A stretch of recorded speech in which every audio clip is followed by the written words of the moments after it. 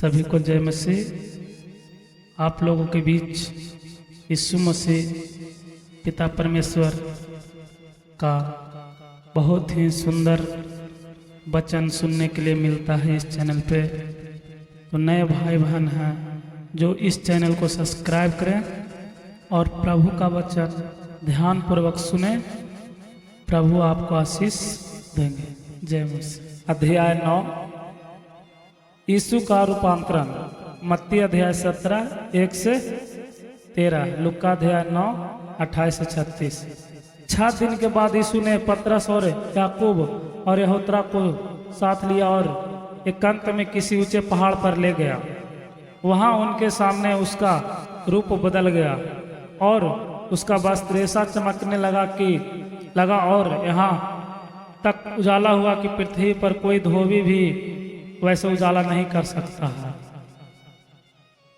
और उन्हें मूसा के साथ एलियाह दिखाई दिया। वे यीशु के साथ बातें करते थे। इस पर पतरस ने यीशु से कहा, हे रबी, हमारा यहाँ रहना अच्छा है, इसलिए हम 3 मंडप बनाए, एक तेरे लिए, एक मूसा के लिए और एक एलियाह के लिए, क्योंकि वह न जानता था कि क्या उत्तर दे, इसीलिए कि वे बहुत डर गए थे। तब एक बादल ने उन्हें छा लिया और उस बादल में से यह शब्द निकला, यह मेरा प्रिय पुत्र है, इसकी सुनो। तब उन्होंने एकाएक चारों ओर दृष्टि की और यीशु को छोड़ अपने साथ और किसी को न देखा। पहाड़ से उतरते समय उसने उन्हें आज्ञा दी कि जब तक मनुष्य का पुत्र मरे हुए में से जी ना उठे तब तक जो कुछ तुमने देखा है वह किसी से ना कहना। उन्होंने इस बात को स्मरण रखा और आपस में वाद विवाद करने लगे। मरे हुआ में से जी उठने का क्या अर्थ है? और उन्होंने उससे पूछा, शास्त्री क्यों कहते हैं कि एलियाह का पहले आना आवश्यक है? उसने उन्हें उत्तर दिया, एलियाह सचमुच पहले आकर सब कुछ सुधारेगा, परंतु मनुष्य के पुत्र के विषय में यह क्यों लिखा है कि वह बहुत दुख उठाएगा और तुझ गिना जाएगा। परंतु मैं तुमसे कहता हूं कि एलियाह तो आ चुका है और जैसे उसके विषय में लिखा है उन्होंने जैसे कुछ चाहा उसके साथ किया। दुष्ट आत्मा बालक को चंगा करना। मत्ती अध्याय 17 14 से 21, लुका अध्याय 9 37 से 43। जब वह चेलों के पास आया तो देखा कि उनके चारों ओर बड़ी भीड़ लगी है और शास्त्री उनके साथ विवाद कर रहे हैं। उसे देखते ही सब बहुत ही आश्चर्य करने लगे और उसकी ओर दौड़कर उसे नमस्कार किया। उसने उनसे पूछा, तुम इनसे क्या विवाद कर रहे हो? भीड़ में से एक ने उसे उत्तर दिया, हे गुरु, मैं अपने पुत्र को जिसमें गूंगी आत्मा समाई है तेरे पास लाया था। जहाँ कहीं वह उसे पकड़ती है वहीं पटक देती है और वह मुंह के फेन भर लाता है और दांत पीसता है और सूखता जाता है। मैंने तेरे चेलों से कहा कि वे उसे निकाल दे, परंतु वे निकाल ना सके। यह सुनकर उसने उनसे उत्तर देके कहा, हे अविश्वासी लोगों, मैं कब तक तुम्हारे साथ रहूंगा और कब तक तुम्हारी सहूंगा? उसे मेरे पास लाओ। तब वे उसे उसके पास ले आए और जब उसने उसे देखा तो उसे आत्मा ने तुरंत उसे मड़ोरा और वह भूमि पर गिरा और मुंह से फेन बहाते हुए लौटने लगा। उसने उसके पिता से पूछा, इसकी यह दशा कब से है? उसने कहा, बचपन से। उसने इसे नष्ट करने के लिए कभी आग और कभी पानी में गिराया, परंतु यदि तू कुछ कर सके तो हम पर तरस खाकर हमारा उपकार कर। यीशु ने उससे कहा, यदि तू कर सकता है, यह बात है, विश्वास करने के लिए सब कुछ हो सकता है। बालक के पिता ने तुरंत गिड़गिड़ाकर कहा, हे प्रभु, मैं विश्वास करता हूँ, मेरे अविश्वास का उपाय कर।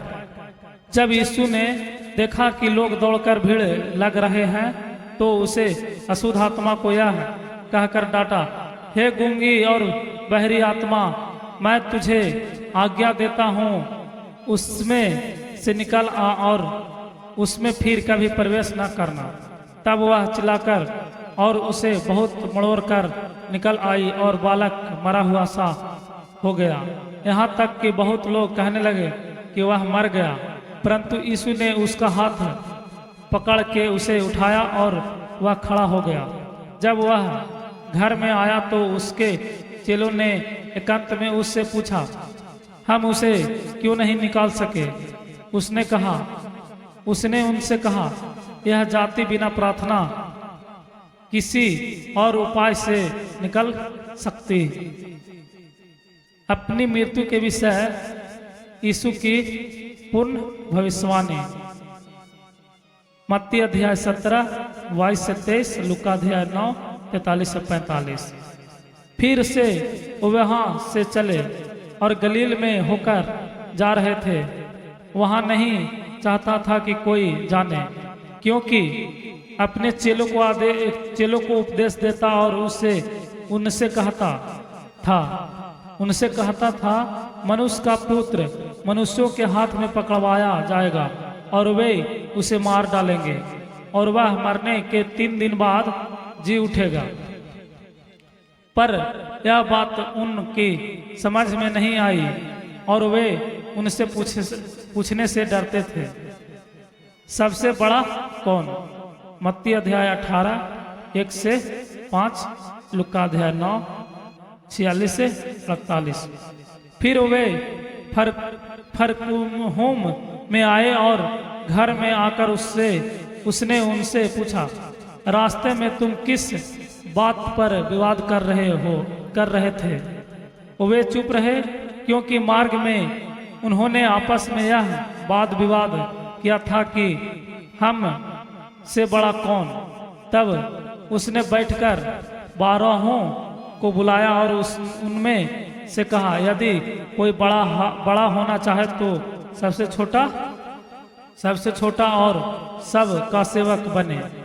और उनसे एक बालक को लेकर उनके बीच में खड़ा किया और उसे गोद में लेकर उसे कहा, जो कोई मेरे नाम से ऐसे बालकों में से किसी एक को भी ग्रहण करता है, वह मुझे ग्रहण करता है, और जो कोई मुझे ग्रहण करता है वह मुझे नहीं, वरना मेरे भेजने वाले को ग्रहण करता है।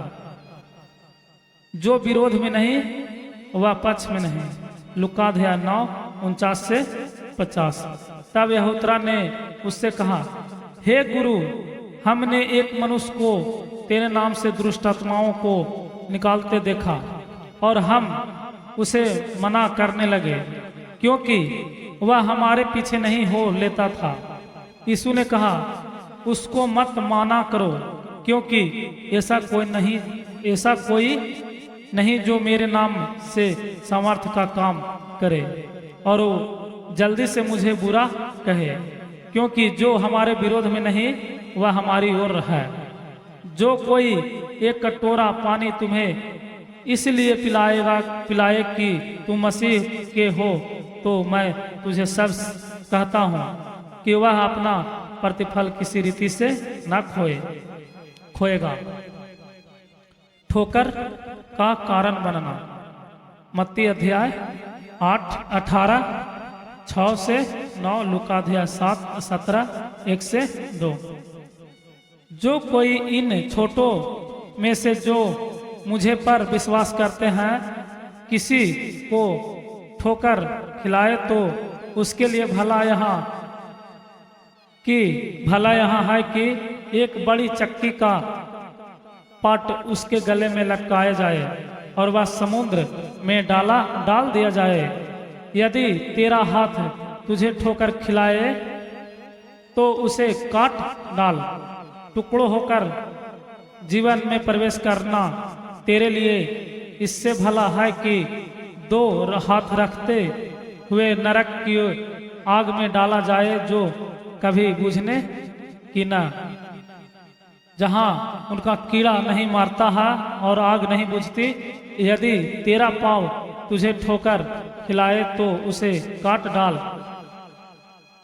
लंगड़ा होकर जीवन में प्रवेश करना तेरे लिए इससे भला है कि दो पाँव रहते हुए नरक में डाला जाए, जहां उनका कीड़ा नहीं मरता और आग नहीं बुझती। यदि तेरी आंख तुझे ठोकर खिलाए तो उसे निकाल डाल कान होकर परमेश्वर के राज में प्रवेश करना तेरे लिए इससे भला है कि दो आंख रहते हुए तू नरक में डाला जाए, जहां उनका कीड़ा नहीं मरता और आग नहीं बुझती, क्योंकि हर एक जन आग से नमकीन किया जाएगा। नमक अच्छा है, पर यदि नमक का स्वाद जाता रहे तो उसे किसी से नमकीन करोगे। अपने में नमक रखो और आपस में मेल मिलाप में रहो। अध्याय 9 यीशु का रूपांतरण। मत्ती अध्याय 17 1 से 13, लुका अध्याय 9 28 से 36। 6 दिन के बाद यीशु ने पतरस और याकूब और यहूदा को साथ लिया और एकांत में किसी ऊंचे पहाड़ पर ले गया।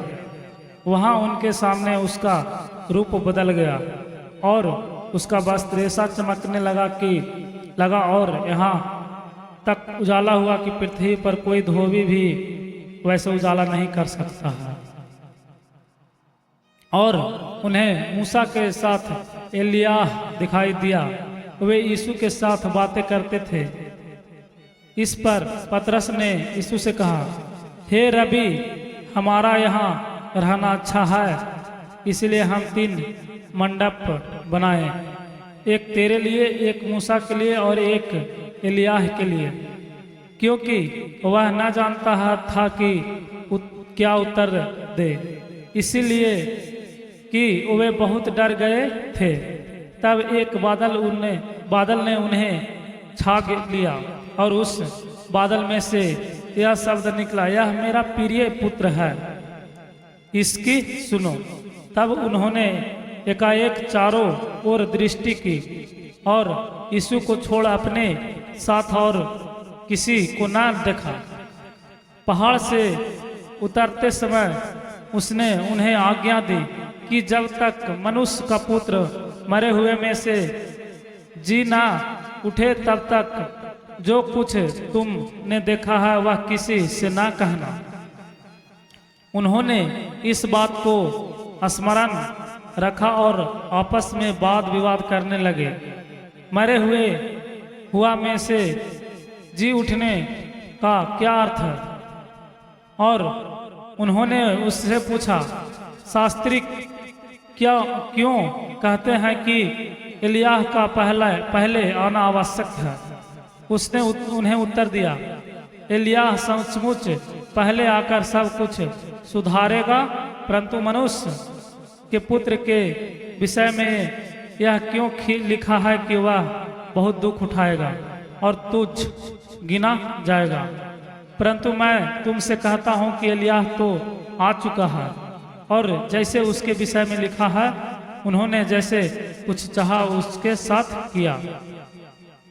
दुष्ट आत्मा बालक को चंगा करना। मत्ती अध्याय 17 14 से 21, लुका अध्याय 9 37 से 43। जब वह चेलों के पास आया तो देखा कि उनके चारों ओर बड़ी भीड़ लगी है और शास्त्री उनके साथ विवाद कर रहे हैं। उसे देखते ही सब बहुत ही आश्चर्य करने लगे और उसकी ओर दौड़कर उसे नमस्कार किया। उसने उनसे पूछा, तुम इनसे क्या विवाद कर रहे हो? भीड़ में से एक ने उसे उत्तर दिया, हे गुरु, मैं अपने पुत्र को जिसमें गूंगी आत्मा समाई है तेरे पास लाया था। जहाँ कहीं वह उसे पकड़ती है वहीं पटक देती है और वह मुंह के फेन भर लाता है और दांत पीसता है और सूखता जाता है। मैंने तेरे चेलों से कहा कि वे उसे निकाल दे, परंतु वे निकाल ना सके। यह सुनकर उसने उनसे उत्तर देके कहा, हे अविश्वासी लोगों, मैं कब तक तुम्हारे साथ रहूंगा और कब तक तुम्हारी सहूंगा। उसे मेरे पास लाओ। तब वे उसे उसके पास ले आए और जब उसने उसे देखा तो उसे आत्मा ने तुरंत उसे मड़ोरा और वह भूमि पर गिरा और मुंह से फेन बहाते हुए लौटने लगा। उसने उसके पिता से पूछा, इसकी यह दशा कब से है? उसने कहा, बचपन से। उसने इसे नष्ट करने के लिए कभी आग और कभी पानी में गिराया। परंतु यदि तू कुछ कर सके तो हम पर तरस खाकर हमारा उपकार कर। यीशु ने उससे कहा, यदि तू कर सकता है, यह बात है, विश्वास करने के लिए सब कुछ हो सकता है। बालक के पिता ने तुरंत गिड़गिड़ाकर कहा, हे प्रभु, मैं विश्वास करता हूँ, मेरे अविश्वास का उपाय कर। जब यीशु ने देखा कि लोग दौड़कर भीड़ लग रहे हैं तो उसे अशुद्ध आत्मा को यह कहकर डांटा, हे गूंगी और बहरी आत्मा, मैं तुझे आज्ञा देता हूँ, उसमें से निकल आ और उसमें फिर कभी प्रवेश न करना। तब वह चिल्लाकर और उसे बहुत मड़ोड़ कर निकल आई और बालक मरा हुआ सा हो गया। यहाँ तक कि बहुत लोग कहने लगे कि वह मर गया। परंतु यीशु ने उसका हाथ पकड़ के उसे उठाया और वह खड़ा हो गया।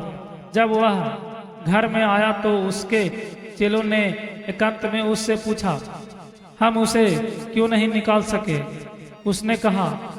उसने उनसे कहा, यह जाति बिना प्रार्थना किसी और उपाय से निकल सकती। अपनी मृत्यु के विषय यीशु की पूर्ण भविष्यवाणी। मत्ती अध्याय 17 22 से 23, लूका अध्याय 9 43 से 45। फिर से वहां से चले और गलील में होकर जा रहे थे। वहां नहीं चाहता था कि कोई जाने, क्योंकि अपने चेलों को उपदेश देता और उनसे कहता था, मनुष्य का पुत्र मनुष्यों के हाथ में पकड़वाया जाएगा और वे उसे मार डालेंगे और वह मरने के 3 दिन बाद जी उठेगा। पर यह बात उनकी समझ में नहीं आई और वे उनसे पूछने से डरते थे, सबसे बड़ा कौन? मत्ती अध्याय 18 1 से 5, लूका अध्याय 9 46 से 48। फिर वे फरकुहुम में आए और घर में आकर उसने उनसे पूछा, रास्ते में तुम किस बात पर विवाद कर रहे थे? वे चुप रहे, क्योंकि मार्ग में उन्होंने आपस में यह वाद विवाद किया था कि हम से बड़ा कौन।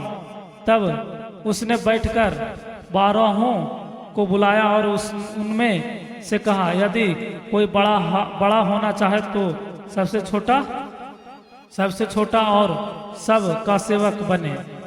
और उनसे एक बालक को लेकर उनके बीच में खड़ा किया और उसे गोद में लेकर उसे कहा, जो कोई मेरे नाम से ऐसे बालकों में से किसी एक को भी ग्रहण करता है वह मुझे ग्रहण करता है, और जो कोई मुझे ग्रहण करता है वह मुझे नहीं वरन मेरे भेजने वाले को ग्रहण करता है।